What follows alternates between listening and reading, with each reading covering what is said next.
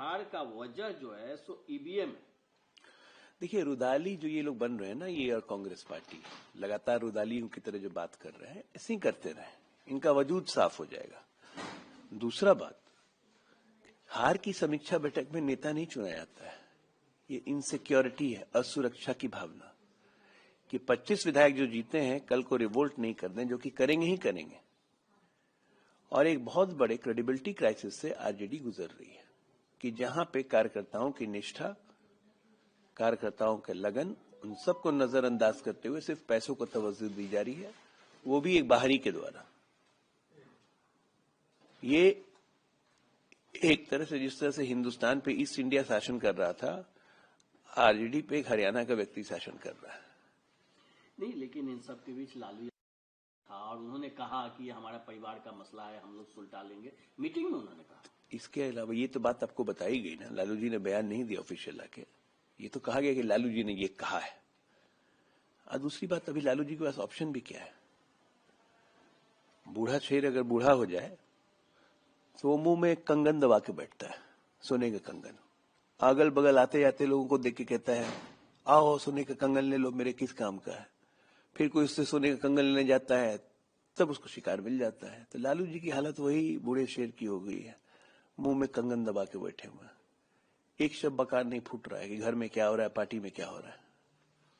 प्रधानमंत्री लोगों पर राज करेगा जो विकास की बात करेगा, सिर्फ विकास की बात नहीं करेगा। प्रधानमंत्री जी ने यह भी कहा जो डिलीवरी करके दिखाएगा, जो अंतिम समय तक बूथ मैनेजमेंट में लगा रहेगा, जो एक एस्पिरेशनल इंडिया की आस जगाएगा और उस एस्पिरेशंस को पूरा करने के लिए 24/7 लगा रहेगा, चाहे वो फिर चुनावी मोड में हो, चाहे वो अपने इमोशंस के मोड में हो।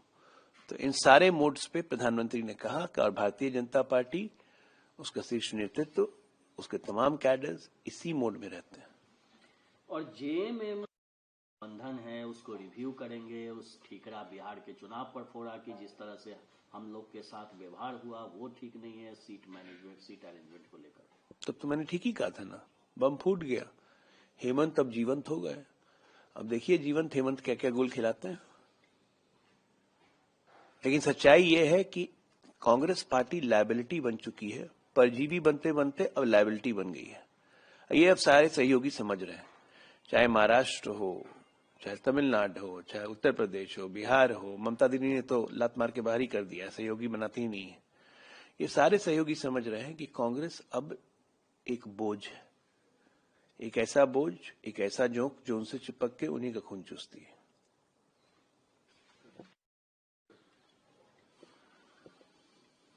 पहले महबूबा मुफ्ती का बयान आता है, फिर इसके बाद हुसैन दलवाई हैं, कांग्रेस के लीडर हैं महाराष्ट्र से, वो कह रहे हैं कि जिस तरह का इनजस्टिस हुआ है कश्मीर में, तो ऐसा तो होगा ही रेड फोर्ट पे जो जिस तरह से ब्लास्ट हुए थे।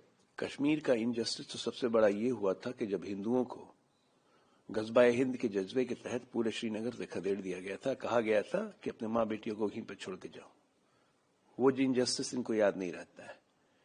ये सारे एंटी इंडिया टूल किट के हिस्सा है। ये महबूबा मुफ्ती, ये हुसैन दलवी, इस तरह के दिग्विजय सिंह, चिदम्बरम, ये सब जितने हैं ये एंटी इंडिया टूल किट के हिस्सा है।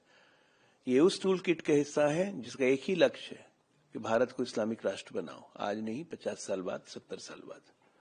आप बताइए, एक टेररिस्ट को कोई जस्टिफाई करता है, वो पढ़ा लिखा टेररिस्ट को? इससे बड़ी शर्मनाक चीज कुछ हो सकती है?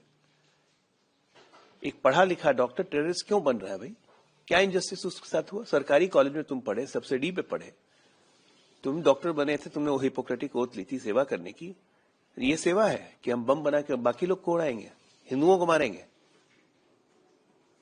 कभी ये लोग सोचते हैं? अपने देश में हिंदू टेरिफाइड होकर रहता है। जामा मस्जिद तो देखा है कभी आपने पैरामिलिट्री फोर्सेस को लगाते हुए डिप्यूट करते सुरक्षा के लिए? हिंदुओं के तमाम मंदिर में देखिए पैरामिलिट्री लगानी पड़ती है। क्यों? हिंदुओं से तो खतरा नहीं है, हिंदू तो बम नहीं आके फोड़ेंगे मंदिर पे। कौन बम फोड़ता है हमारे मंदिरों पे? ये सोच है, ये जिहादी सोच है, दारुल उल इस्लाम बनाने की सोच है।